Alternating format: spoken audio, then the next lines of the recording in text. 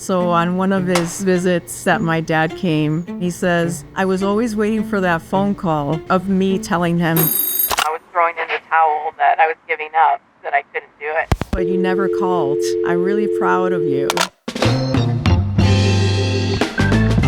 Hi, my name is Claudia. I'm the owner of La Concha Bakery. What inspired me to start the bakery was the desire and longing for the home-baked pastries that I grew up with in Chicago. My dad's bakery in Chicago has the same name. It's the most iconic Mexican pastry. For the longest time, my dad would always say, this is a man's job.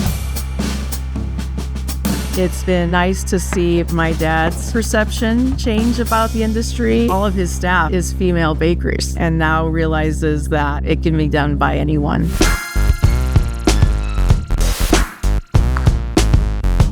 I consider myself somewhat of a historian. I think it's really important for me to carry on the tradition of what is known as Mexican pastries. If you grew up in a Mexican bakery, you just have to mimic that gesture of grabbing the tongs and grabbing the tray is what makes this Mexican experience. Everybody knows what you're talking about. I think it's important to stay true to the traditional recipe.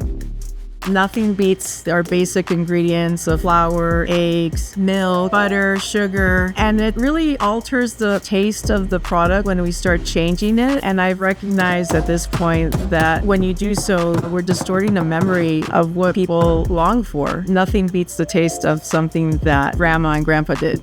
My hopes are La Concha Bakery will continue and teach new generations what Mexican pan dulce is.